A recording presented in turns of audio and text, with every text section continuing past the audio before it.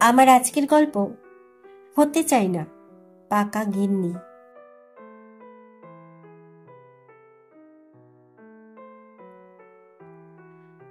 সে আমাকে বলেছিল, চিন্তা নেই, দেখো আমি আস্তে আস্তে তোমায় পাকা গিন্নি বানিয়ে নেব। আমি চমকে উঠেছিলাম শুনে। চোখের সামনে ভেসে উঠেছিল মায়ের ঘরমাক্ত দেহ, অপূরণীয় স্বপ্ন আর অসংখ্য ত্যাগের কথা।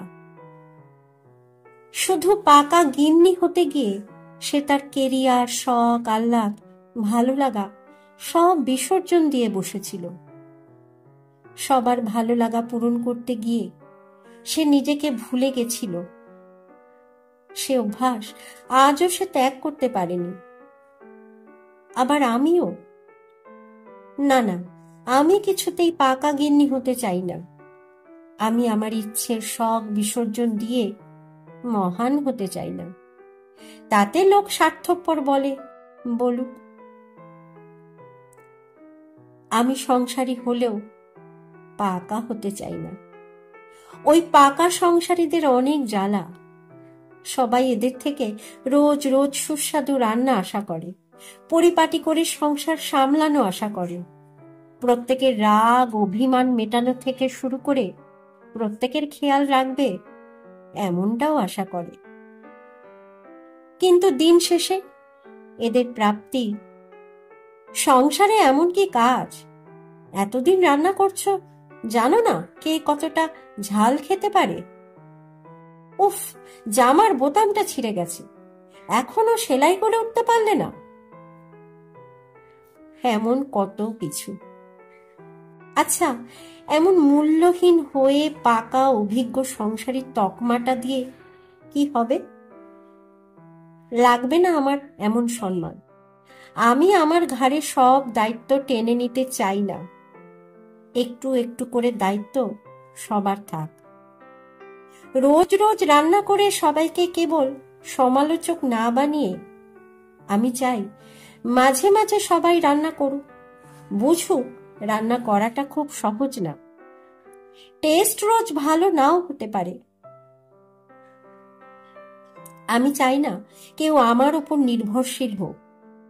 আমি যতটুকু জানি সবাইকে শিখিয়ে দেব, যাতে আমার অবর্তমানে আমার পরিবারের কাউকে অসহায় বোধ করতে না হয়। আমার সন্তানদের আমি শেখাবো, ওরা যে কাজের জন্য মা বাবার সাহায্য চাইছে, সে কাজ করার সামর্থ্য যদি ওদের নিজেদের থাকে, তাহলে তারা যেন নিজেরা চেষ্টা করে কাজটি করার।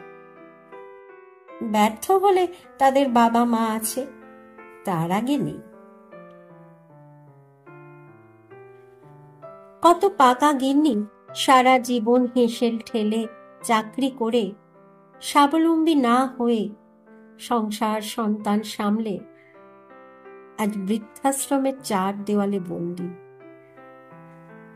কেউ দেখবেন নিজের গয়না বেচে, কেউ চাকরি ছেড়ে বাচ্চাকে সময় দিয়েছে, অথচ আজ তাদের প্রতিষ্ঠিত সন্তানদের কাছে ওই পাকা গিন্নিদের জন্য সময় নেই।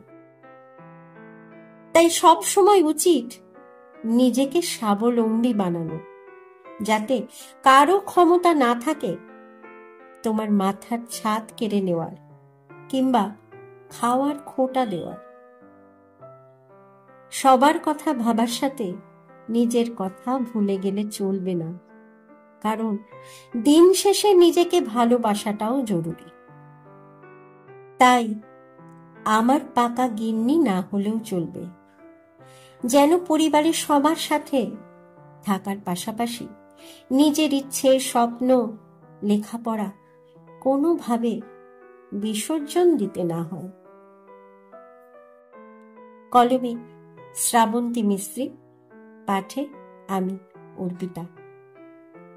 আমার এই গল্প পাঠ যদি আপনাদের ভালো লেগে থাকে, তাহলে আমার এই চ্যানেলটিকে সাবস্ক্রাইব করে আমার পাশে থাকার অনুরোধ রইল, যাতে এমন নতুন নতুন সুন্দর সুন্দর ভিন্ন ভিন্ন স্বাদের গল্প নিয়ে, লেখা নিয়ে আমি আপনাদের সামনে আবার হাজির হতে পারি। আজকের মতো বিদায়।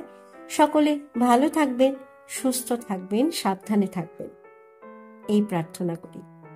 ধন্যবাদ।